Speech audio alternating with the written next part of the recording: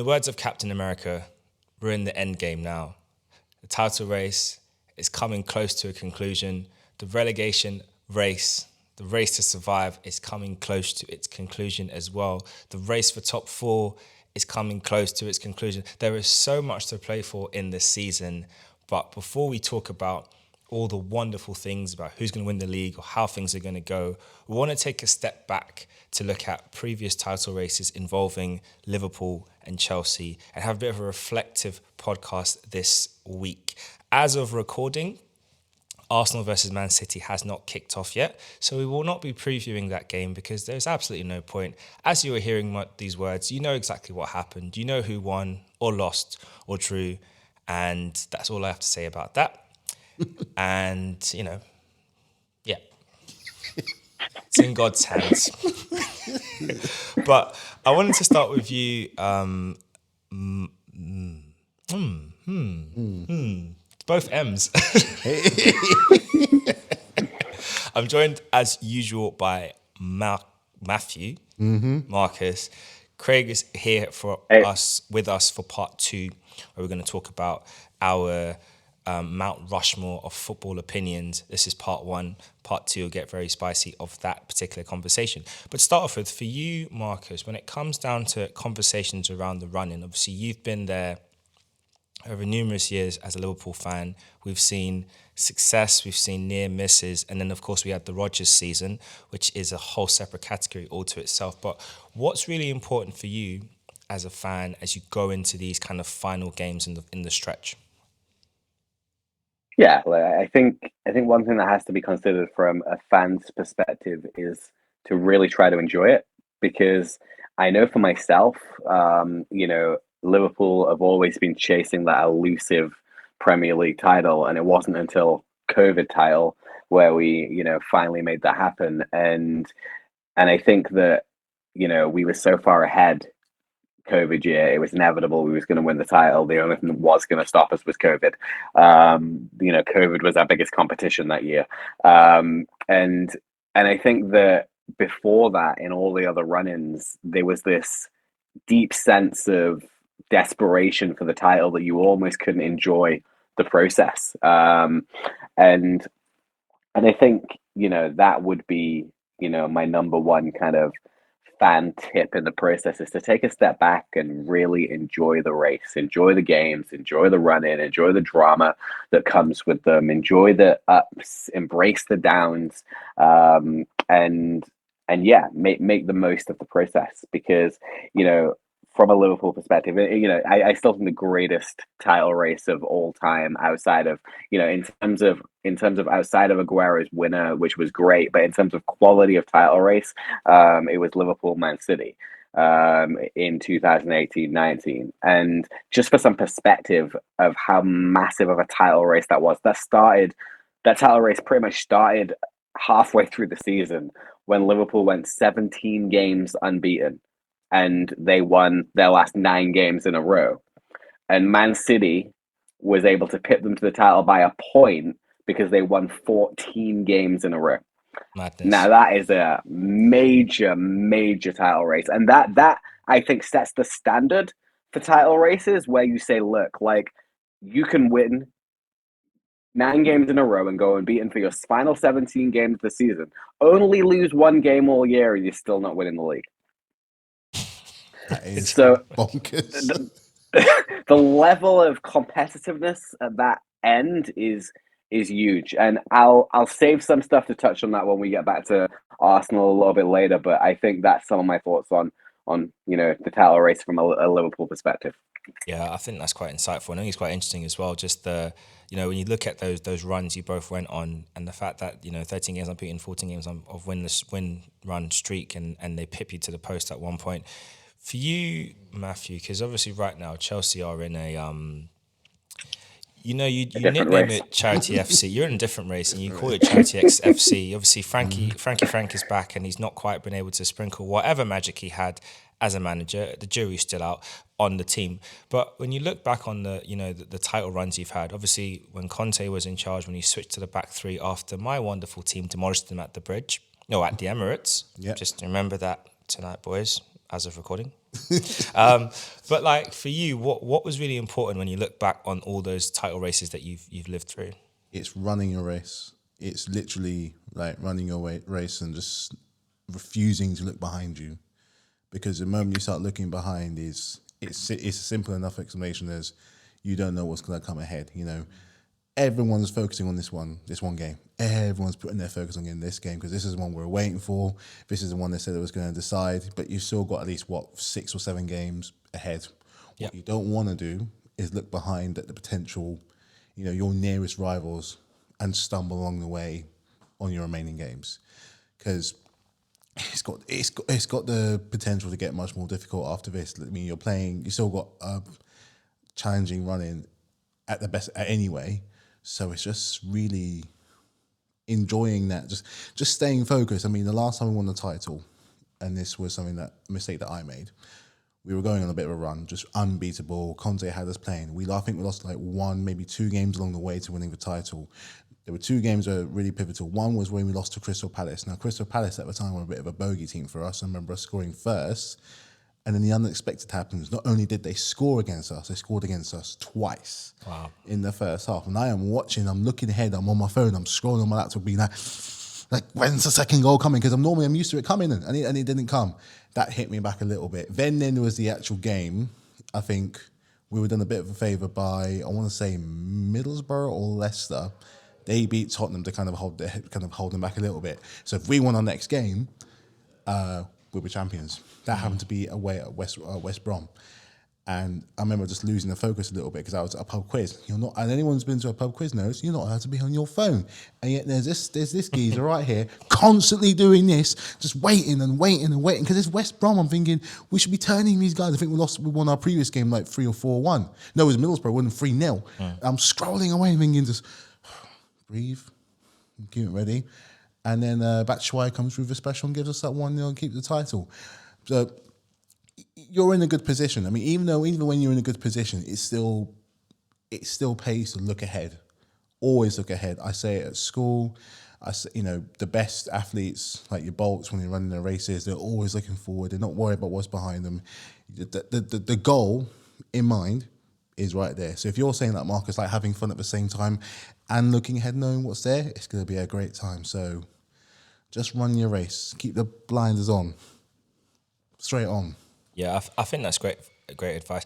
Obviously, unfortunately, we've gone on a 3-game winless streak, an unbeaten streak, but winless. So depending on how you want to look at it, there's positives there and there's some negatives. For you, Mark, looking at the last couple of games Arsenal have played, obviously putting aside the City game because we just don't know what's going to happen because we're not there yet. But you are, listeners. You are. We're not. But looking at the last few games, so West Ham, obviously the Liverpool game, and I really want to get your thoughts on that. Let's start with that game in particular. Liverpool game, the 2-2 at Anfield. What was your impressions and thoughts from that game, just like watching it live and obviously now on reflection in light of the following 2 matches that have came?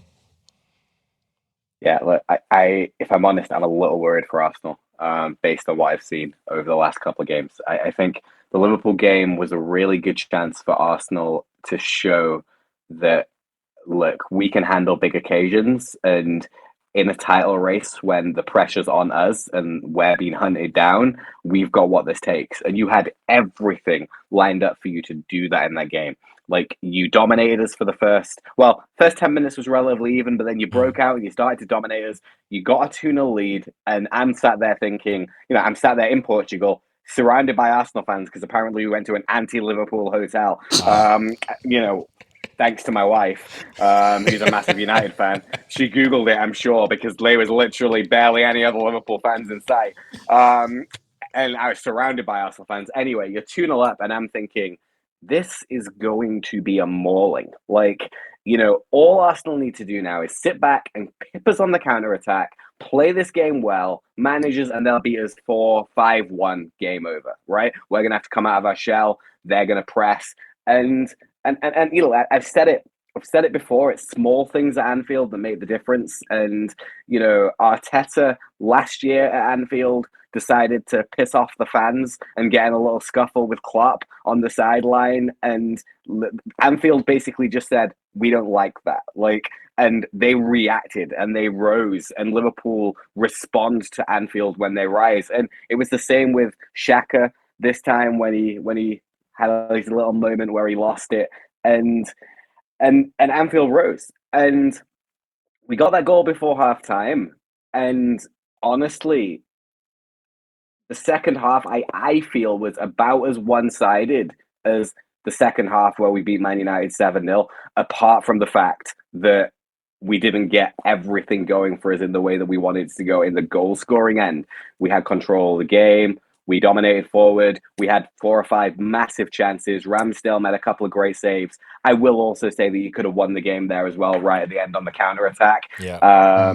But I think all in all, a draw was the best Arsenal could have asked for, considering the nature of the way the game played out. I left very disappointed that we didn't win that game. I think with missed penalty, which was a soft penalty, no doubt, and the save from Ramsdale tipping Salah's around the post, and the clearance off the line from the corner. I think them chances alone was enough that I think we should have really came away winning that game. But yeah, obviously what's followed with the 2 draws again has shown Arsenal's frailty in a title race. 2-0 lead against West Ham really shouldn't be throwing that away. You've got to get your act together in them big moments and say, no, look, they've got 1 goal back. Get your shit together. Get in positions. We're not conceding this. Obviously, you then missed a penalty in that game too. And then they scored, 5 minutes later? Might have even been less. And the Southampton game was shambolic. You got out of that game incredibly fortunately at the end with 2 late goals, but to be going behind after 1 minute, these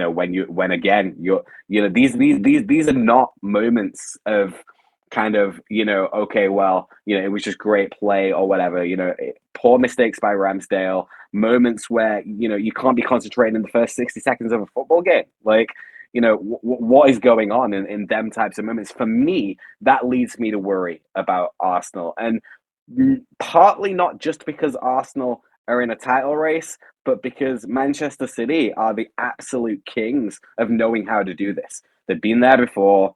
They know how to get results. They know how to grind them out. They know how to pass the ball around and bore the life out of us for 60 minutes after they're 3-0 up already. That's what Man City do, and that's what Man City do well. And I wouldn't be surprised if Man City win every game between now and the end of the season. So I think the pressure is really on Arsenal. Because if you think about it, you play City tonight, but then after that you have Chelsea, Newcastle, Brighton. 2 teams that are on great form, and Chelsea. So, yeah, I think as I've been saying it for weeks that I think Man City will win the title. I still feel that way, but I think Arsenal really are in the decisive, 3-game period for them if they're going to win the title.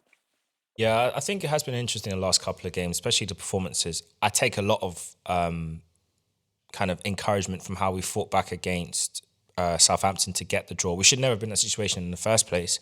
But I think the way we kind of rallied back to get those 2 goals, and then at the same time, we could have won it at the death.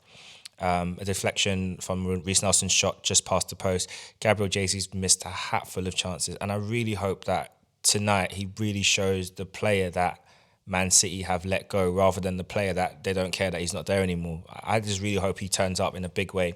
But I guess on that note, because there has been a lot of talk in the press about Arsenal having a weak mentality. And I know I asked you this last week as on the previous podcast, but for you, Markus, do you think it is a mentality issue or is it just individual players just not performing to their standard? No, I don't necessarily think it's a mentality issue. I think Arteta has a really good mentality and he drills that mentality into his players as much as he can. And I just think it's an experience thing at the end of the day. There's a big difference between leading a team and being an assistant in a team. And Arteta obviously was part of that Man City title runs and all of that and them experience. But there's a big difference when you're leading the ship. And I think Arteta is is a very, very good leader. It's clear to see from watching the documentary on Arsenal and the whole process. He manages players well. He's a good leader. He's a good coach. He's a very good tactician. It's just the lack of experience. And I said it. I said it back when you had Aubameyang and you finished eighth for the first time. This Arsenal squad has one world-class player with 4 or 5 players on the cusp. And what has developed over these 3 seasons since then, 4 seasons since then, is that them 4 or 5 players on the cusp are performing at world-class levels. So now Arsenal have a core set of world-class players who have never competed for a title before. I think it's worth putting some perspective that 3 years ago, Arsenal finished 43 points behind Liverpool in the title race. 2 years ago, Arsenal finished 25 points behind Man City in the title race. And last year, Arsenal finished 23 points behind Man City in the title race. But even the most optimistic Arsenal fan would have not said that at this stage in the season, Arsenal would be top of the league. So the progress is clear to see for everyone. And I just think that if Arsenal do fall short, which I feel is the likely reality, Arsenal fans shouldn't phrase the season or overview the season as one where we sat top for so long and we threw it away, but should see it as a season of progress and incredible progress with a team that are young, inexperienced, and have given themselves another run of experience in the process, that if they add 2 or 3 more players, are still going to be there and thereabouts in the mix next season and are building and growing in the right direction. Because it is incredible to make a 43-point gap in 3 years. That's ridiculous. So that's how I see it. Yeah, when you put it that way, I think that does give a lot of positive credence to the year. I think for me, I'm very torn on it. I don't see it. I don't see it, and I won't see it as a failure if we don't secure the title. Like I said, considering where we've come from this year and from the previous season to where we are now, it's astounding how well Arsenal are being. But at the very same time, it matters to hold out and get over the line. And my only concern is what impact would it have on the team to not make it and then have to go again? I don't know whether that will be detrimental or positive. I can't really tell. I know as a fan, it will be gutting to not get over the line. And I think on reflection, we can all look back and say, well, what a great year we had. We've come so far. But it's something about crossing that boundary. And I know you've experienced that at Liverpool with, the nearly years and getting there and just that release of finally doing it. But I guess on that point for you, Matthew, because you guys are in a massive transition. Massive transition. And I actually wanted to just touch on this kind of thing about the news in the press that allegedly Mauricio Pochettino is edging ever so closely to Chelsea. But when you look at what Arsenal have done so far, when you look at the absolute shambles that is Stamford Bridge, I mean, the song "Stamford Bridge is Falling Down" is very appropriate right now, and it has been rocking the whole year. But what impact are you hoping that Pochettino will have, and are you happy with the news linking him to the club? I mean, he's someone that knows the league really, really well. He's someone that worked with nothing when that time is at Spurs, and I think he's been spending his last few years at PSG, so he's gaining that little bit more experience across the board. He was a success at Spurs. He's probably still is to this day one of their best ever managers, if not their best ever manager in terms of getting them to a sustained level of competing into a Champions League final. Hold that thought. Markus, do you view Pochettino as a success at Tottenham, and would you put him as one of their best managers? I think Pochettino was a success at Tottenham. He took a Tottenham team that could never really get across the line in terms of even just finishing top 4 consistently, to a Champions League final, a League Cup final, 2 second place finishes. I think all in all, he was a success at Tottenham. Now, I think Tottenham are a very funny one because they're in that weird category of, and I think this is where I give Pochettino the credit that I think he deserves, is that one of the hardest transitions to make in world football, I think, is from being a B-level club to an A-level club. And I think Tottenham made that technical transition from B to at least maybe A- under Pochettino. And the big questions was always there. Could he get them across the line? And that's the unfortunate nature of football. They didn't win a title. They didn't win they didn't win a Premier League. They didn't win Champions League. They didn't win the League Cup. And he left there winning nothing. But it's not like Tottenham have an illustrious history of winning trophies. So I think he is one of the greatest managers in Tottenham's history for what he's achieved at Tottenham. And we just put that into perspective with the nature of who Tottenham are as a club. Because if Pochettino had came from Southampton to Liverpool and done the exact same thing that he'd done for Liverpool at Southampton, he wouldn't even be in Liverpool's top 5 greatest managers of all time. But that's the nature of the difference between the two clubs. No, that's fair. Yeah. So it's a matter of but the difference, but what we have with the Spurs big time is a winning mentality. Up until last year, we that standard of always competing and always winning for the best part of 17 years. We don't win all these trophies over time for nothing. So he's going to come in and understand that, even with a new head, a new chairman in charge, the mentality for winning is still there, because if he necessarily doesn't have it, the fans do, and some of the players do. You go as far as players. You got players there who've been there over 10 years. So as Blaqueta, you think of all the trophies, FA Cup, Premier League, Champions League, Europa League, Club World Cup, Super Cup. He's won it all. So he's now taking on, and to understand that mentality at least has got to somehow continue. The difference is he's now got a bigger squad. He's got a very talented squad, but a very big and very bloated squad. He's got to figure out who he wants coming up to, we're basically preparing for next year, whatever league we're going to be playing in, but we're not going to be in Europe. Give him time to get us to improve, to go up the league. Who do you want in that squad? Who do you want? Who do you like? Who do you fancy? Because you're always hearing rumours of Lukaku possibly returning as well from his loan spell at Italy. Hey. Now, I don't know how I personally feel about that, because after that interview at Christmas, he's kind of left it all kind of hanging out. It kind of feels like, and the last thing we need is another player here that isn't going to necessarily muck in and play for the badge, because you don't necessarily respect the manager.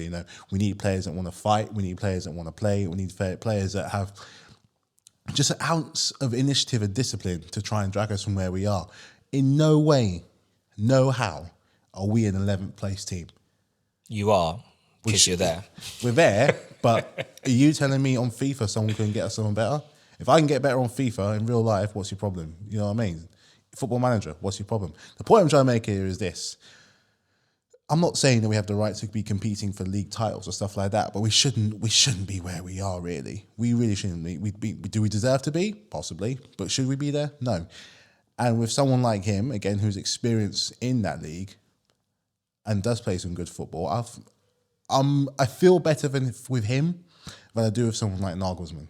I don't know much about Nagelsmann, but Pochettino is someone that I know. He's beaten us a few times, beaten you a few times, had to scalp over Liverpool a few times. So as long as someone gets us up the table and makes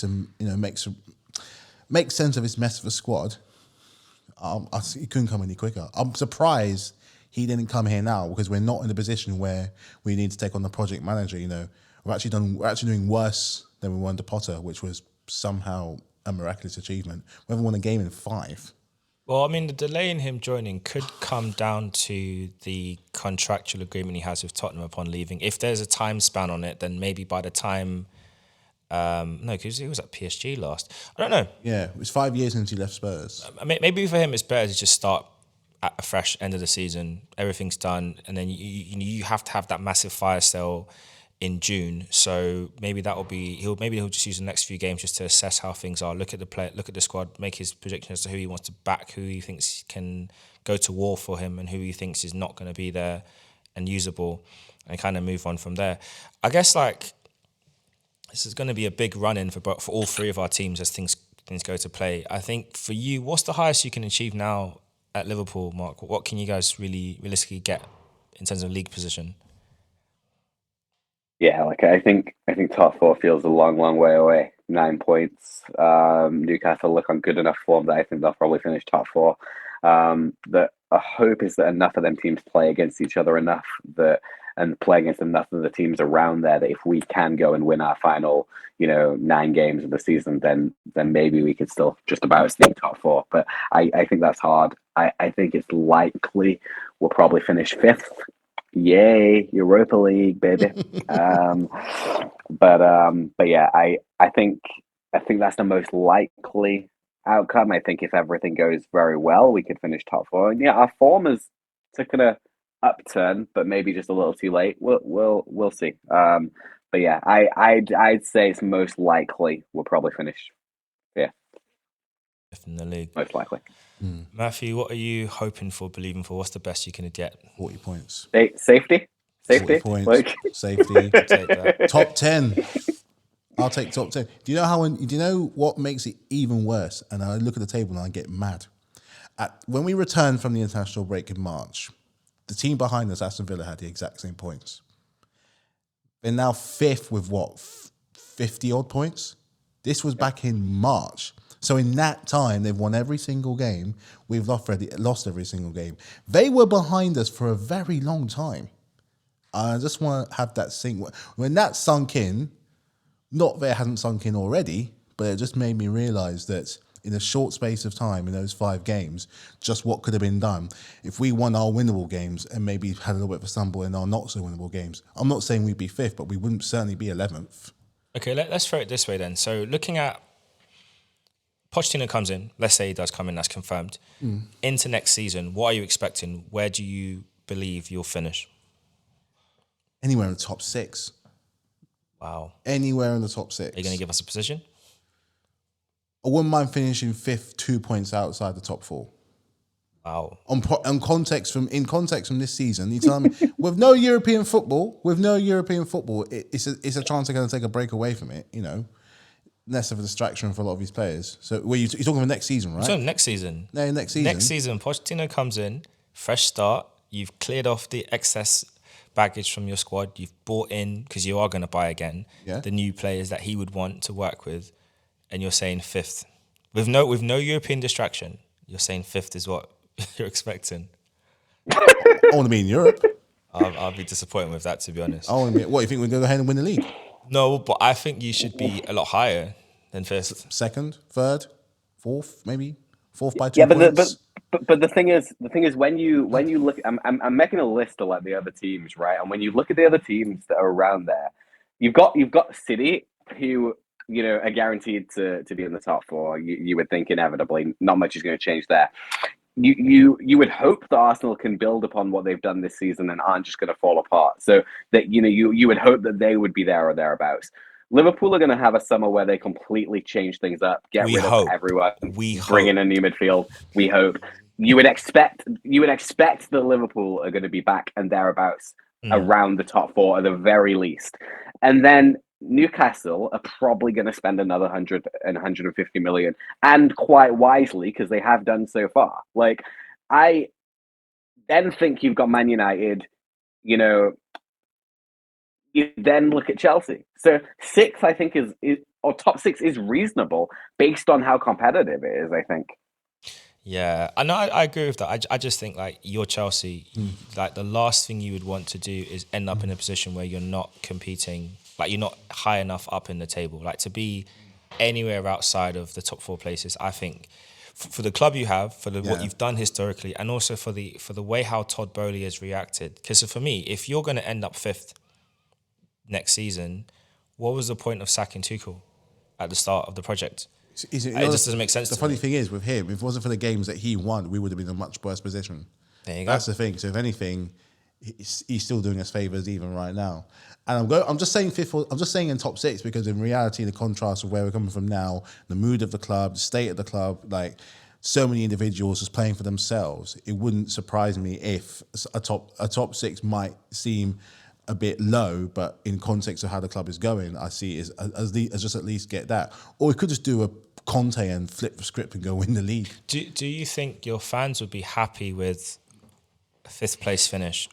Would you be going for like a domestic trophy, or is just 5th place and that's it? I think if we're going to go for the domestic trophies, because they've been evading us for the past 5 or 6 years, maybe do a double. I think it's always good to do a good in the domestic. Get a double. Let's not shy away from it. An FA Cup and a League Cup victory are great. We've lost the last how many finals, so to finally kill that hoodoo, I think would install a little bit more confidence to try and apply that to the league, as well as improving the league at the same time. And then maybe, you never know, the year after that, if things go really, really well, Todd Boehly stops going into dressing rooms and we actually have some players who want to stay in the club, who knows what can be achieved. I just think that there's so much in the back that's going on that's just too disruptive to a lot of these players, and it's like they can't even focus on the game. From the point from this time last year where, you know, the whole thing with Roman and the sanction put a lot of jobs at risk, so the owner coming in and just taking complete and utter control and not knowing exactly how to run a Premier League club, to signing all these players just like that,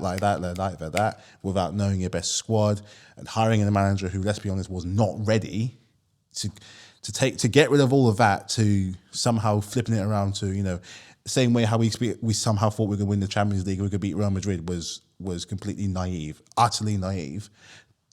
That's why I'm thinking a top six with maybe a good domestic double cup run or something would be good, just to kind of steady the ship, because we're still sinking at the moment. We need to see the back of this season. We need to just realise, I think all parts of the club, players, owners, and whoever, need to have a long look at themselves and realise that what's gone wrong this year to do right next year, with one, having a manager with a little bit more experience and who's used to performing at a top level, and above all, most importantly, is he a Chelsea man? That's the one thing that Pochettino's got to... Is he a Chelsea man? Based on your criteria? Do you think he fits that bill? He's going to have much more of a backbone than Potter. He's going to have much more of a backbone, which is one, which he needs to have. He needs to have more. When you're working with players like Messi and Mbappe and Neymar, you need some kind of backbone. You need some kind of chat or a bite back or something. And he's more likely to have it than Potter. Not more than Tuchel, but more than Potter. Well, I tell you what, the way how PSG capitulated in his season, I don't know. I wouldn't really be that confident that he has that. I think, if anything, it's more that, if that's a key criteria you're looking for, I would be really concerned, because that was something that I was very shocked at, is how they just fell apart in their Champions League run. But for you, Mark, looking ahead to next season for Liverpool, what is your expectations of a place finish, and what trophies would you like to see make its way back to Anfield Road? Top four has to be. I don't think there's any excuse, whether in Europe or not in Europe. Top four has to be the minimum expectation. I think the big question mark is going to be, where do Liverpool line up when the season kicks off? You know, like we can say everything we want to say now, but you know, if we get to, you know, the start of the season and our midfield is Curtis Jones, Jordan Henderson, and Fabinho, then I'm gonna say I'll take 40 points. But you know, the reality is that, you know, if the changes that are expected to be made are made, and you know, we're able to sign 2 or 3 new, you know, don't have to be Jude Bellingham midfielders, but you know, at the end of the day, 3 midfielders that cost the price of Jude Bellingham are probably going to do a better job than just Jude Bellingham, and I think that's the logic behind that situation. As much as I would love Jude Bellingham, I think, you know, the reality is, if you get, you know, Nicola Barella, you know, Mason Mount, and you know, Moses Caicedo maybe, or McAllister, you know, the 3 of them playing as your new midfield, or Jude Bellingham, hard to argue that you're making bigger progress by signing the 3 of them. But Liverpool need to get back to signing players that are Liverpool players, that fit the Liverpool model. You know, Gapco is that example, but in midfield, you know, we want someone that fits 22 to 24, that in 2 years, you know, has the potential, with the right coaching and the right guidance, to become one of the best midfielders or better midfielders in world football. I don't need the best midfielder in world football. I take 3 of the top 20 midfielders in world football, and I'd be quite happy. You know, so yeah, I think, and that's got to be the expectation. Champions League is, you know, something that we most likely won't be playing in, but if we do by some miracle get top 4, then the Champions League's always, you know, got to be a focus. Europa League, yeah, I think inevitably you want to give yourself as many chances as you can to be playing in the Champions League next year, and if that means it's going to be a competitive battle for top 4, then you want to give yourself the opportunity by winning the Europa League. So you want to keep that open. You want to be playing strong enough squads to be able to compete there. Don't really care too much for the domestic trophies, to be honest. I'll leave them for Newcastle. And yeah, they're my thoughts. Cool. Well, I'm expecting a top four finish from Arsenal again. I'm hoping that this experience and this taste of challenging for the title will spur them on next season to keep that same energy. Just to have a little quick little update on the game that's taking place today that we can't review and talk about for those listening after the fact, so you know how it all went down. But he's picked what I'd classify as the quote unquote best available team. So we've got Ramsdale in goal, back four of White holding Gabriel and Zinchenko, and the whole church says, please, Jesus, have your way. Midfield three of Partey, Xhaka and Ødegaard, and the front three, as expected, of Saka, Martinelli and Jesus. Lord, have your way. We are going to move on from Arsenal because there's nothing we can say that you won't already know. So there's no point in you having my thoughts and feelings about the lineup and how I think the game's going to go, because you know how it went.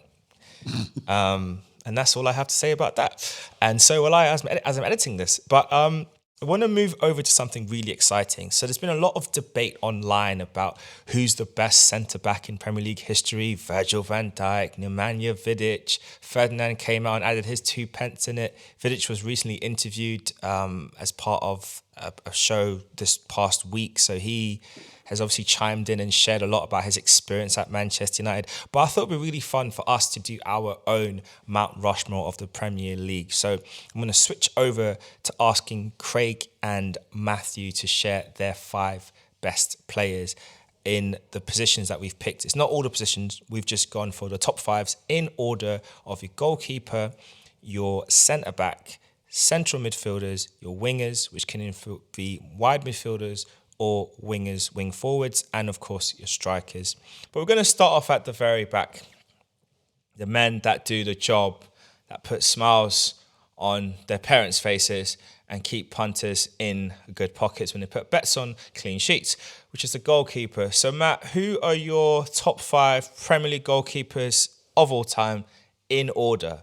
Starting at number 5. In order. All right. He's a left field one, but I'm going to go with underrated legend, Jussi Jääskeläinen. Underrated legend. That's your number 5. Who's 4? Number 4 is going to be, I'm going to say, Pepe Reina. Reina. Again, another good mainstay. Bit of kind of revolutionised the goalkeeper game when he arrived with the sweeper keeper. I'll go with Edison.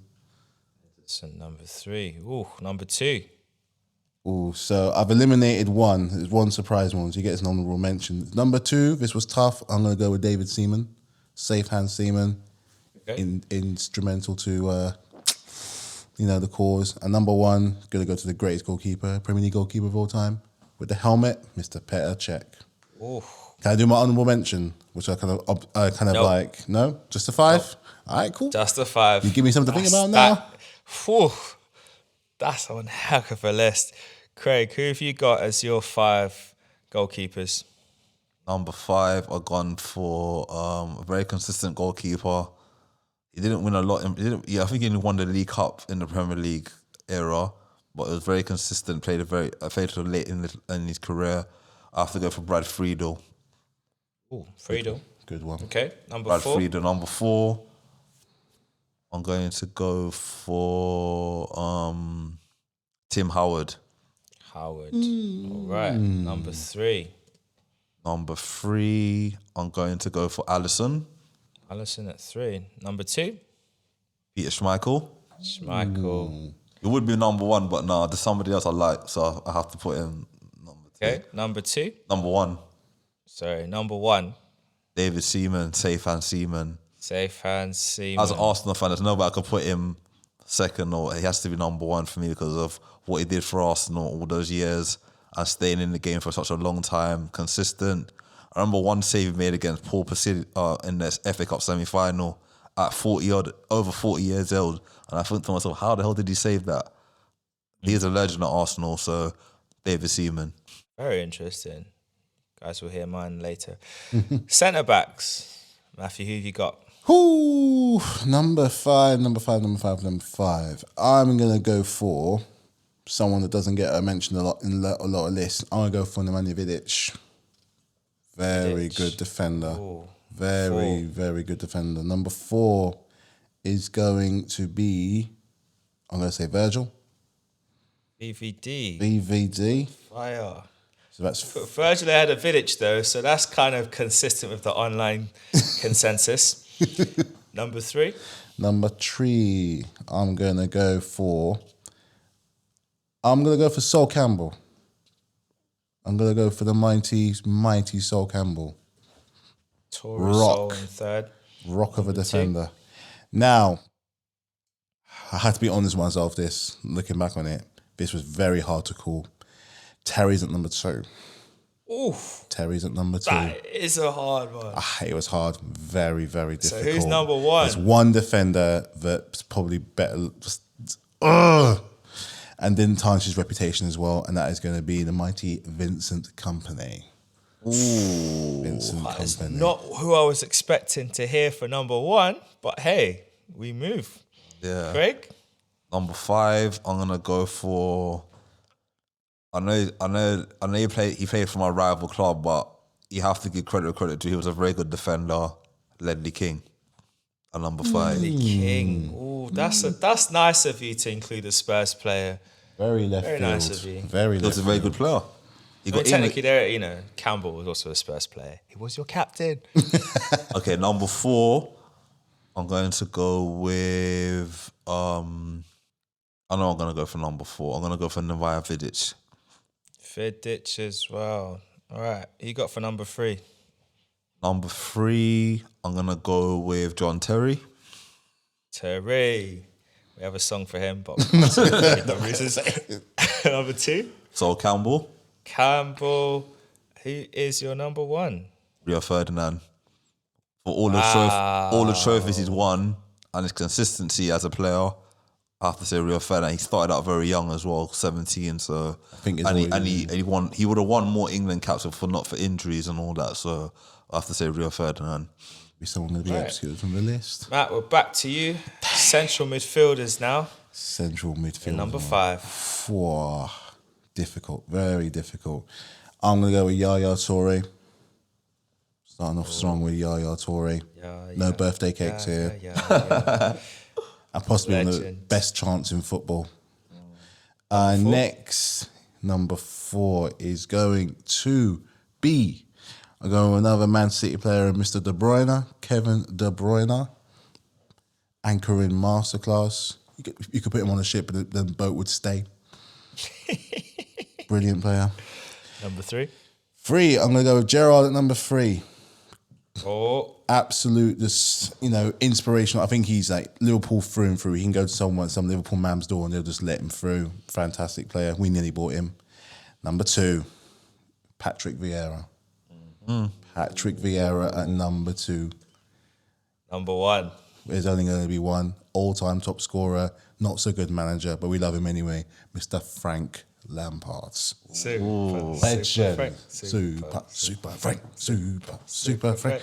Frankie Lampard. Love you, man. Craig. I'm gonna put a centre midfielder that you never like. When he came to the Premier League, everyone thought it was like, would he be an impact? But that season he kept the team up, and the player I'm gonna go for, and his nephew plays in the Premier League, JJ Okocha. Oh, wow. Good choice. All right. Number 4. Number 4, I'm gonna go with Paul Scholes, Premier League legend. 3. Steven Gerrard. Steve Gerrard. Can't repeat the rest of the song. Steven But it went Steven to Gerrard. them. So Okocha. Number 2. Number 2. Number 3, no? No, 2 though. You Gerrard 2. 3. Okocha So Okocha scores scored Gerrard. Number 2. Roy Keane. Keane. That means number 1. Patrick Vieira. Patrick. Patrick. What have you done out to here, my son? Patrick, what have you done? All right. So from the... Oh, we're up to the wing now. Going to the wings. So it's going to be wide forwards or wide midfielders. Now, ideally, I should split them, but I'm not going to. I don't want to. We'll have to make this difficult. And some players, you know, they could get put in as strikers, but you could probably put them as wide wingers, wide midfielders. Matthew, number 5. Number 5, I'm going to go with the first player I ever had in the back of my shirt because I just love watching him play. Short impact, but a great impact, and that's Mr. Iron Robben. His best years were probably at Bayern, but what an impact he had when he came to Chelsea. Back-to-back Premier Leagues. Lovely stuff. Number 4? Number 4 is going to be a player that I kind of admired in a way when I look back on it, and I didn't give him enough respect, and that's Alexis Sanchez. Streets will never forget Sanchez. They won't forget his impact was his impact was actually next, like really like something else. Number 3? Excellent finish, Mo Salah. Excellent finish, Mo Salah. I don't know better. Right. Number 2. Next 2. Now I had to be real. Bias couldn't come through on this one. Bunkert put through one of my favourites, all-time Chelsea great in Hazard. Lit up the Premier League when he was here. Coquelin, he's still spinning. In bed, spinning. Shower, spinning. He is, but everything spinning. You know. Driving, spinning. To be fair, that's fair. We have the Kante Superman, and you got Beyblade Coquelin. So hey, we finally got you back. What that mean? Yes. We finally got you back. We're even now. I'm saying. Don't worry. Watching it. Next one loading. Next one. It's only going to be one. Mr. Sue himself, CR7. I'm talking about Cristiano Ronaldo. Has to be. Craig, what you got for me? Number 5. Number 5. He won the double at Arsenal. Mark Overmars. Speed merchant. Couldn't stop him on his day. Unplayable. Old school. Number 4, Ryan Giggs. Giggsy and Terry got a lot in common. So I got for Overmars, Giggs, Cristiano Ronaldo. Ronaldo at 3. Oh my God, your 2 got to be special. Number 2. Number 2, Robert Pires. Oof. That's very contentious. I was going to put him in. And number 1. Harry Kewell. Whoa. Harry Kewell is your best winger. I can swap / wide. No, it's your list. Okay. Winger / wide player in the Premier League. Harry Kewell. Now there's a player I didn't think of. There you go. Right, strikers. Matt, where we're at? Okay. This is Number 5. hard. I know I've been saying this, but this is probably the toughest one to put at number 5 because it almost kind of feels like a disrespect between these 2 guys. But I'm gonna put Alan Shearer's at number 5. Jesus. I told you. Someone's gonna get upset, but the silverware output just doesn't match up. But again, 260 goals in the Premier League, probably never gonna be beaten. You know, he's earned his spot on the list, on anyone's list really, if it comes to strikers. Number 4. Just have to say, I'm still spun by Craig putting Harry Kewell as the best winger in Premier That's a League. special one. In his opinion. It's called in your opinion. Special one. Hard one. Going to go with Aguero at number 4. Right, number 3. Love to have him at our club. Number 3 is going to be Mr. I don't like this kid, but he's a bona fide Man United legend. That's Wayne Rooney. Bona fide Man United legend, without a shadow of a doubt. Number 2. You know what? Forget it. I'm doing it. Mr. Vavavoom was at number 2. He made the Renault Clio. He put Renault Clio on the map. The coolest car. He did. Vavavoom, man. We don't do car adverts, just not the same. But you all know who I was going to put. I missed him out last time. I'm not missing him this time. Mr. Big Man for the big occasion, man. Showstopper. Didier Drogba. I'm doing it this time. Forget it. Fine. It's your list. I'm not judging you. You sure? Like looking at me. He's still looking at me. He's stirring. All right. I ain't judging no one's list. All I'm saying is, Okay. boy, Okay. questionable. Okay. Craig, what you got? Number 5. Andy Cole. Cole. Cole the goal. Cole the goal. Cold guy. Number 4. Alan Shearer. Shearer. Number 3. Eric Cantona. Cantona. This is like I like it. I like old school vibes, man. Number 2. Number 2. So I had So far you've got Andy Cole. Andy Cole, Shearer, and Cantona. And number 2, I'm gonna have Michael Owen. And who's number 1? Thierry Henry, of course. All right. Well, that's a very interesting list.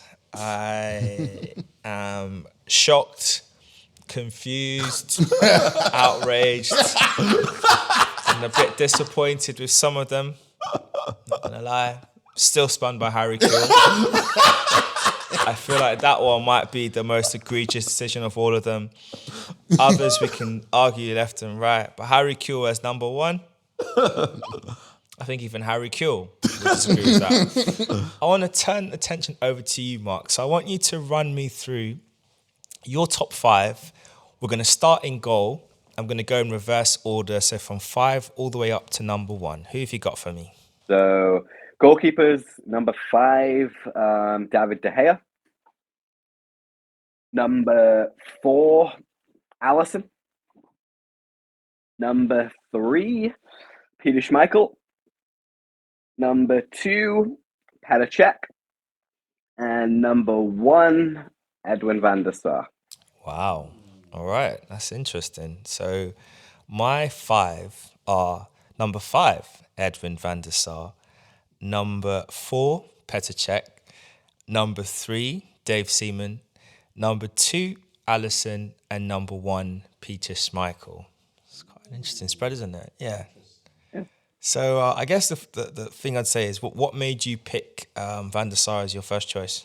Yeah, well, I think Van der Sar, Cech, and Peter Schmeichel are all above kind of stand out to me. Like they've all won hatfuls of Premier League titles. They've all won hatfuls of FA Cups. And then domestic trophies. And I just think for me Van der Sar was the most dominant of the 3 of them goalkeepers. I think he was underrated for a lot of his career, but he had a lot of success at United under Ferguson, and obviously Schmeichel was the first one of them keepers, and then Van der Sar, picking up and following in the first steps. It pains me to have 3 Man United goalkeepers in my top 5. I'm not gonna lie, but yeah, I think you can toss a coin between the 3 of them, in my opinion. Then Alisson does just, I think, fall a little below. But they're my thoughts. Yeah, I think for me, I looked at it and I like I said, I had to have Van der Sar in there because I just think his longevity as a goalkeeper from his time at Fulham and then going to Man United at his age and still being so dependable and so good. But I had to go number 1 for Peter Schmeichel. I think just for me growing up and seeing what to find a goalkeeper, especially in English football, Peter Schmeichel at the is always going to be a name that you'll put there when it comes to the Premier League years. Obviously, going further back as an Arsenal fan, you've got Pat Jennings. Is it from thinking about the national team level, you've got Gordon Banks, and I think every generation you've had a standout goalkeeper. And for me, Seaman's era, because Seaman and Schmeichel played around the same time, but it feels like there was I think this wasn't really a battle on passing because they played around the same era. But for me, between the 2 of them, I think Schmeichel just stood out. Especially the way how he would make saves. He would make himself really big and do that starfish shape thing. And we saw for Leicester when they won the league, a few years ago, how Kasper just took on board his father's best traits as a goalkeeper and just kind of emulated a lot of his famous saves and just kind of the mentality as well. Because it wasn't just what he did, like in terms of between the sticks of his job, but it's just the impact he had on that back line. Like he just radiated confidence. And then, I know you had De Gea in your top 5, but I think for me, I can't put him there because that guy just doesn't radiate confidence. He's just a walking disaster. I know he's got longevity and he's had some good seasons for Man United, but he's just a walking catastrophe of a goalkeeper. And yeah, they need to move on from him in the summer as soon as possible. The thing about it though is when I think of David Seaman, I immediately think of Ronaldinho, and I can't shake it. Like every single time, I know he was a great goalkeeper. I know he did a great job for Arsenal for a handful of years. But yeah, when I think of David Seaman, I think of Ronaldinho, and I think that in that regard, you're right. De Gea has certainly had a period where from the World Cup he was a bit shaky, but I also think he's redeemed himself. Again, he's been one of Man United's better players this season. He still pulls off saves that I just think, how the hell did you save that? Like, and I remember 10 to 15 games where I can say Man United were dreadful. They only won that game because De Gea made about five world-class saves and 10 other saves in the game. I remember Tottenham getting absolutely, Man United getting absolutely battered by Tottenham and David De Gea making about 20 saves and Man United winning the game by a goal. And I think it's that for me that was standout from De Gea's perspective, and the fact that when he came in to England, there was a lot of pressure on him early. He was young and managed to sustain himself and make himself the number one goalkeeper of one of the best teams in England at that time. Just about makes my top five. I can see the case for Seaman, but yeah, I'd probably still just about go De Gea. Oh, that's fair. That's fair. Just on Schmeichel, actually, Kasper Schmeichel, actually, it's amazing to see that when he left from Leicester to go to Nice, just where Leicester are now, from where they are, and he was also their captain. So you can very clearly see in Kasper and Peter, Kasper is his son. Oh yeah, Kasper is definitely. I'm not surprised at Nice. I think they're doing well in the Conference League, Europa Conference League as well. Doing quite well in that. So. They might have a chance of winning it, but I think it's West Ham's this year. Yeah. Right, let's move up to centre-back. This is definitely one that is hotly contested, and they'll be very curious to see what your top three are. But I will go first this time. So my five are Rio Ferdinand in 5th position. 4, Sol Campbell. Number 3, Jaap Stam.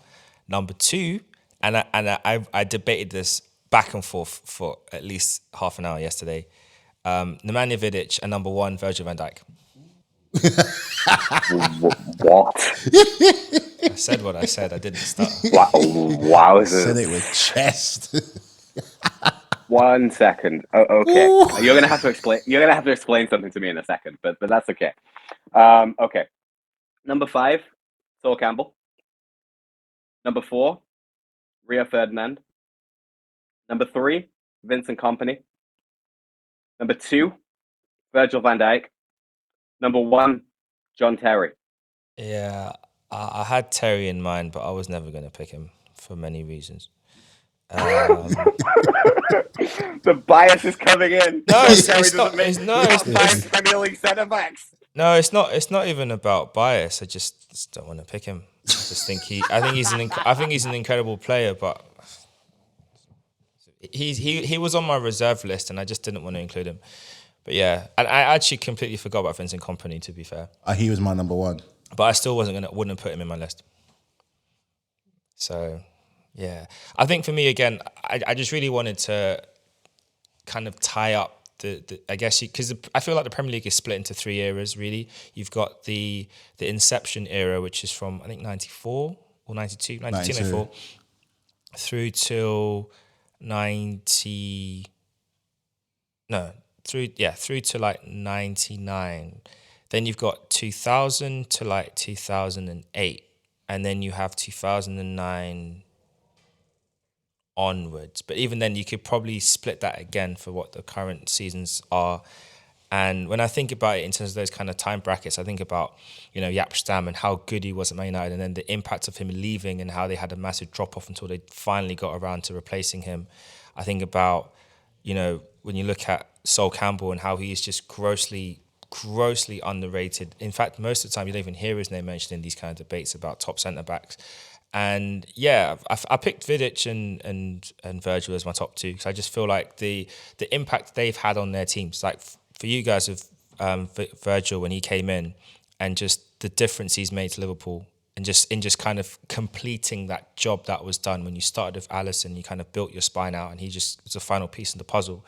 And then again for Vidic, it's the same. Like Man United were struggling to find that competent partner for Rio for a while, and then he came along and it was just like a match made in heaven.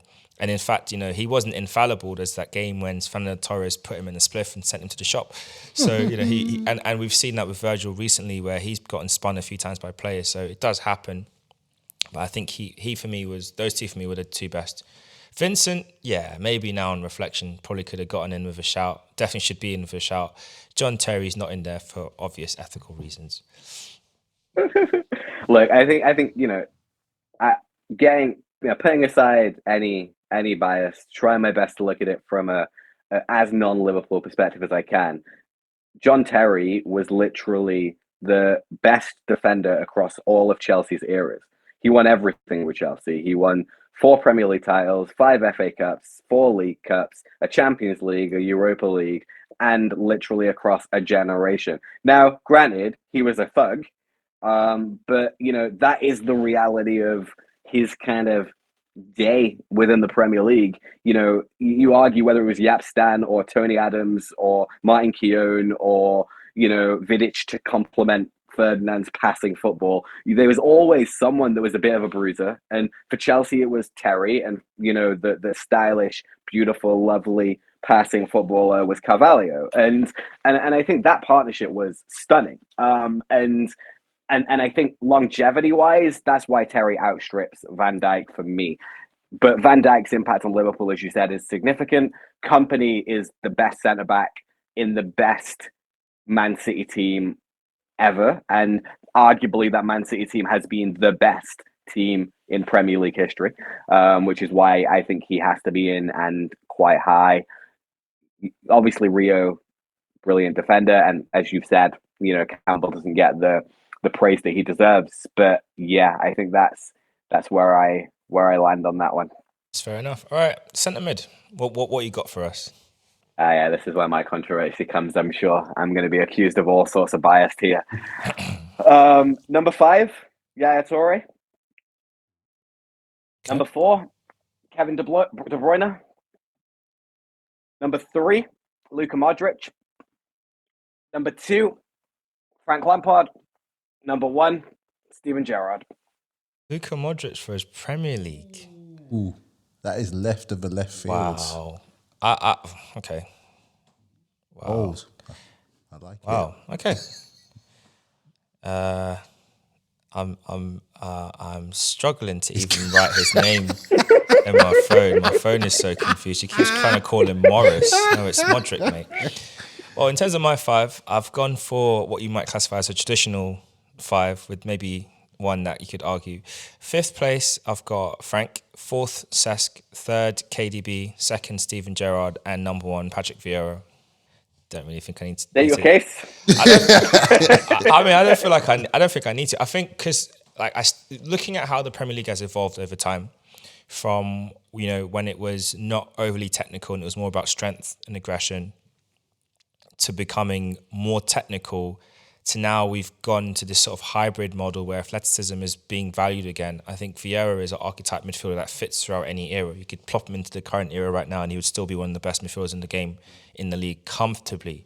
When we were in the tiki-taka era, again, he would have fit fine because he could do that. He's not really a destroyer as most people have him down as. He's a box-to-box midfielder and he can do the whole lot. And he's a great leader and a general. So for me, he was always going to be number 1. And I had Gerrard number 2 because I feel like those two are what you classify as like archetype Premier League midfielders. When you think of a midfielder in the Premier League, those two come to mind. For time reasons, I'm not really going to go through the rest. But for you, what made you pick Modric? Because that's the only one. And what made you pick Modric in your list? Yeah, like I think too much emphasis is placed on did the player, or was the player less special just because he was at Tottenham when it comes down to Luka Modric? Luka Modric was the greatest midfielder Tottenham have ever had by a mile. And in that Tottenham midfield was so incredibly dominant in a season when Tottenham finished 2nd in the league, in a period where, more specifically, I think under Redknapp, was in the Champions League the furthest that they've gone, with Van der Vaart, Bale and Modric. and even Scotty Parker as a nice little sitting midfielder. But I think the facts are that 1 year later, Luka Modric went to Real Madrid and played his first season at Real Madrid. And at the end of that first season at Real Madrid, Florentino Perez said that Luka Modric is the most influential and important player in this Real Madrid team. If you ask me of any player in which I don't want to lose, it would be Luka Modric. A team that had Cristiano Ronaldo in it, a team that had Benzema in it, a team that had all of these great players. And the facts are still that at 37, Luka Modric is one of the greatest midfielders in world football. I don't think he was any less as good a player at Tottenham as he was 6 months later when he was playing at Real Madrid. He was just around better players. And I think the difference is, as to why I can't put him higher on my list, is that fact that both Gerrard and Lampard are Premier League legends and have, sustained Premier League success over a long period of time. I hear your case regarding Vieira. I think if you want to know why Vieira is not in my list, you can blame yourself for not having defensive midfielders and attacking midfielders. And I just kind of went more for the kind of overall. And I take a case that he was box to box, but I saw him more defensive minded. And as you can see with my list, they're kind of more midfield / attacking kind of dynamic midfielders more than anything else. But yeah, that's my case for Modric. I think he is no doubt one of the greatest midfielders in world history. And I think his time in the Premier League, he was as good as a midfielder as he has been when he moved on. That's fair enough. I mean, I think that's a common misconception with Vieira, because when you think about his eras at Arsenal, he always had a very good defensive-minded player next to him. To start off with, he had Petit, and they had that massive duo. Then, of course, Gilberto further on. Edu was there in part, and obviously Parlour played his role next to him as well. Yeah. Let's move on up to the position that I think probably could be the most controversial of them all outside of the striker, winger or wide midfielder. I could have probably done 2 categories, but I really wanted to make it a challenge and a stretch. What's your 5? Number 5 is Ginola. Number 4 is Robben. Number 3 is Hazard. Number 2 is Ronaldo. And number 1 is Mo Salah. Ooh, that's interesting. I actually was going to include Ginola in mine, but he didn't make the cut. My 5 is number 5, Robert Pires. Number 4, David Beckham. Number 3, Eden Hazard. Number 2, Mo Salah. And number 1, Cristiano Ronaldo. And between 1 and 2, it was tough. But in the end, I thought Cristiano would get it.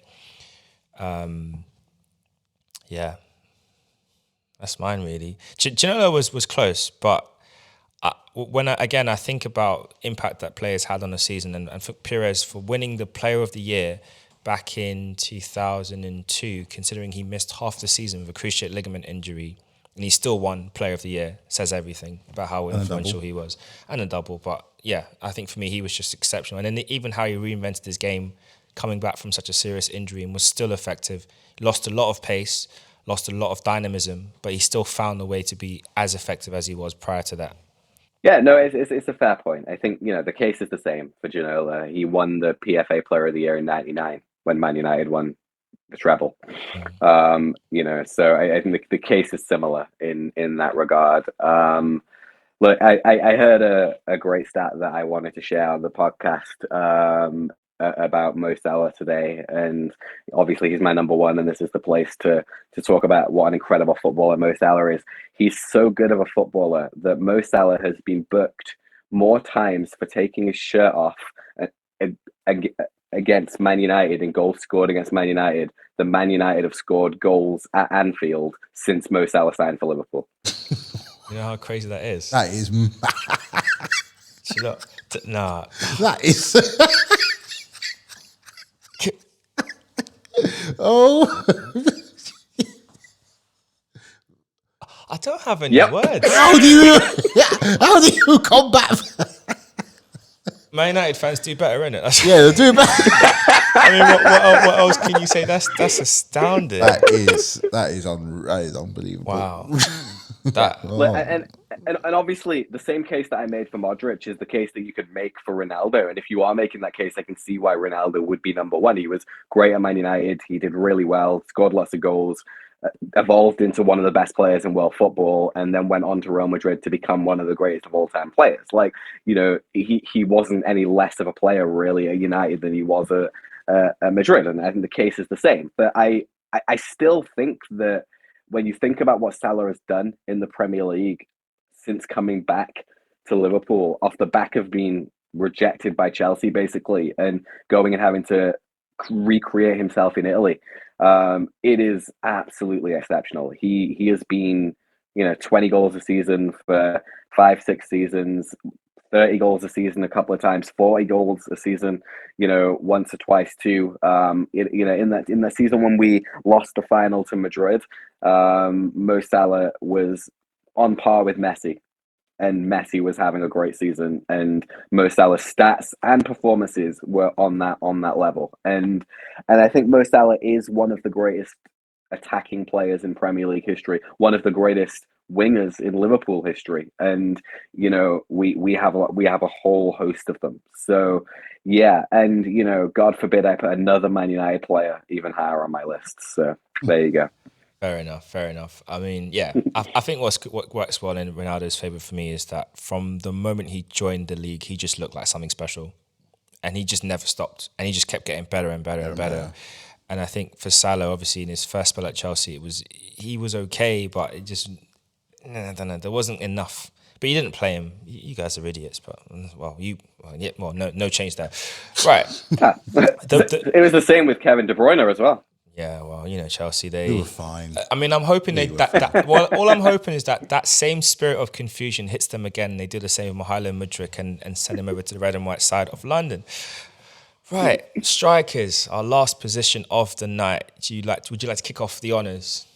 Who have you got as your top five? No, you can kick us off the honours this time. I did it last time. We'll Go ahead, bro. coin. All right, I'll fly through mine. I know this is going to be controversial. Number 5, Didier Drogba. Number 4, Harry Kane. Number 3, Wayne Rooney. Number 2, Alan Shearer. And last but not least, Mr. Vavavoom. Number 1, Thierry Henry. Thank you very much. Very good. Number 5, Harry Kane. Number 4, Luis Suarez. Number 3, Alan Shearer. Number 2, Kun Aguero. Number 1, Thierry Henry. Yeah. I mean, I thought about Aguero, and he was under consideration, but for me, I think my argument, and I think we were saying it as well when we did the first part with you and Craig Matthew, is that the all-time top goal scorer just has to be in that conversation. And I know it's tough because you look at what Aguero has done, you look at what Suarez did in his spell at Liverpool, and just how dangerous he was as a striker. But for me, I can't not have the top goal scorer of all time in the Premier League out there. And considering his longevity as well, that's why Shearer had to make the cut for me. Yeah, well, obviously, I hate to be biased here, but I had the all-time top goal scorer make the cut and Sergio Aguero as well. So there we go. Yeah, no, look, I hear you. I hear you. Shearer had to make the list. Yeah, it's Wayne, it's Wazza. You know what? I think it's Wazza. You know what? Rooney, for me, the reason why he got in is quite simple, because we were talking about this as well in last week's episode about who's the face of the Premier League, or who has been the face of the Premier League, and is there a face right now? And I think, in light of the recent seasons, I think we could definitely name a bald man from the Basque region of Spain who would comfortably be the face of the Premier League in Mr. Pep Guardiola, but he's obviously not a player. But when you look back through, the early 2000s, or like the mid 2000s, yeah. Wayne Rooney, you just can't escape that guy. He was everywhere. Every FIFA, that guy's face was there. He has one of the best Nike adverts of all time, which was the one before the World Cup. Yeah, where he imagines it all going horribly wrong, and the ironic thing is that future version of Rooney existed because he grew his beard as long as he did in that advert. But yeah, I think for me, he's just an ever present, and he had such a great career. Man United's all-time top goal scorer, was England's top goal scorer until Mr. Kane, who probably will go to United in the summer, ended up taking that off him. But yeah, I think there's good arguments for everyone in our lists, really. But the thing about Rooney is, and I'll always say it, is that he was always the bridesmaid and never the bride, right? Like, and that's the difference between Rooney and everyone else on this list, is that Henry was the man at Arsenal, Aguero was the man at Man City, even Suarez for a period, the man at Liverpool. Kane has been the man at Tottenham for the entire time. Drogba was the man at Chelsea. Wazza was always the bridesmaid to a different player every season, no matter who it was, whether it was Ronaldo, whether it was Berbatov, whether it was Tevez. Wazza was always the bridesmaid, never the bride. And he was a very attractive bridesmaid who most people would be very happy to have, take home at the end of the night. But nonetheless, I think that is the thing that for me means that Rooney just about misses out on the top 5. What's your closing thoughts on this week's podcast? Interesting lists. I think pretty much all the players. With these kind of lists, there's always going to be someone that just misses out. Looking back on the last list that I did, and maybe one that Craig did, there's going to be a case of where, could have had that player, could have had that player for that kind of reason. I think if you open it to a top 10, then it gets easier for certain positions. I think with managers, it might get a little bit more difficult because you just go into space, really. But I could have added, I look back on mine and thinking like, think a bit more. In fact, the very moment I got home last week, I thought, did I get that wrong? I didn't get it wrong. My list was perfect. But well, the listeners will be the ones to decide that, and they definitely will. But it was. Yeah, I mean, there's always. I think there's some we're always going to agree on. Like Henry, we're always going to pretty much agree on. He's as a striker, even if there's like certain players that don't win, but you have to have them, like his Shearers. Defender wise, like your Van Dijks, midfielders could be like De Bruyne's and everything. It's always going to be some goalkeepers could be Schmeichel, Czech, Seaman. There's always got someone that we have there. They're like go-tos, and they're go-tos for a reason. So I think we've done well with our list. We might change it. It'd be interesting if we changed our minds, especially with ones that are still currently playing in like 2 or 3 seasons time. Do we look at it any differently? Do like any legends make way for maybe more up and coming legends? Who knows? Who knows, indeed. Well, we're going to wrap up things there right now. As you all know, and as I've repeated numerous times throughout this podcast, as you are listening, you know the result of Arsenal versus Man City. I do not, and I'm going to go home and find out. But thank you all for listening. Have a good rest of the week. We will be back reacting on the result of that game and all the games that's happened in the midweek. There's been some exciting performances, some questionable ones. Leicester, I think you guys will be fine. I think you will stay up. Leeds, keep praying. Keep praying. And we'll see you all next time. Peace.